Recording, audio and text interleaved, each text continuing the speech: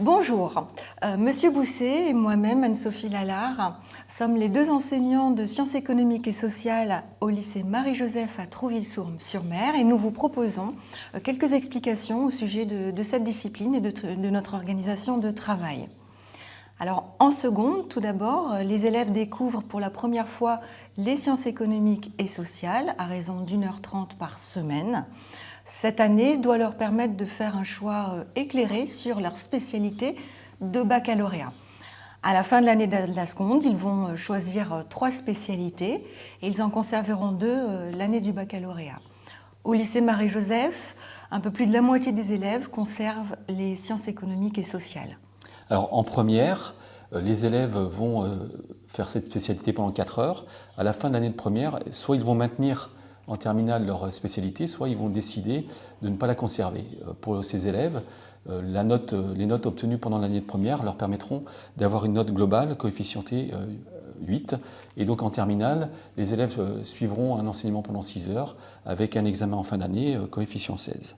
Alors ces 3 années ont pour objectif de développer chez les élèves un certain nombre de notions, de problématiques, mais aussi de découvrir les différentes épreuves auxquelles ils vont devoir se préparer pour l'année de terminale, à savoir l'épreuve composée, la dissertation, mais aussi l'épreuve de grand oral. Le programme de SES présente une certaine progressivité entre la classe de seconde et de terminale.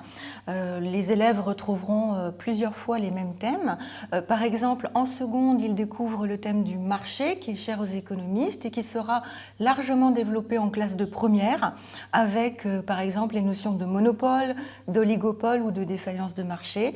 Thèmes que les élèves retrouveront aussi en terminale. Alors ces différents thèmes permettront de comprendre un certain nombre de situations. La première, c'est le commerce international, qui était un marché mondial.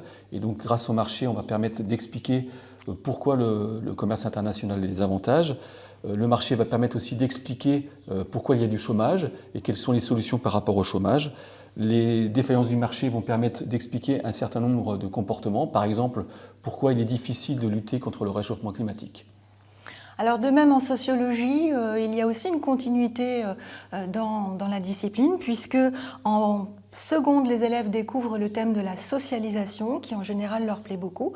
Ce thème est repris en classe de première, approfondi et puis aussi vu en terminale. Alors en première, cette notion de socialisation qui est développée est complétée par une analyse du contrôle social, comment on peut faire dans une société pour contrôler les individus qui ne respectent pas les règles. Et également, la socialisation va être étudiée sous l'angle de la déviance, comment est-ce qu'on peut expliquer des comportements déviants et délinquants dans une société. Et en terminale, cette notion de socialisation va être approfondie par l'étude des inégalités et des discriminations, et notamment les difficultés qu'on peut avoir dans une société à lutter contre des discriminations, notamment, pour exemple, les inégalités hommes-femmes. Et puis grâce au SES, les élèves découvriront aussi la science politique dès la classe de seconde où ils auront un enseignement sur les principales institutions politiques qui sont nécessaires pour comprendre le fonctionnement donc, de l'univers politique. Plusieurs notions seront développées en première et terminale. En première, notamment le thème du vote, le thème de l'opinion publique, et puis en terminale, encore un approfondissement. Alors exactement, en terminale, on étudie les différentes formes d'engagement politique. Il n'y a pas que le vote pour s'engager politiquement, on peut faire de la consommation engagée par exemple, et on analyse aussi ces institutions à travers les conflits sociaux que peuvent rencontrer des sociétés. Bien, donc l'enseignement des SES permet aux élèves de mieux comprendre les enjeux économiques, sociaux et politiques de notre monde.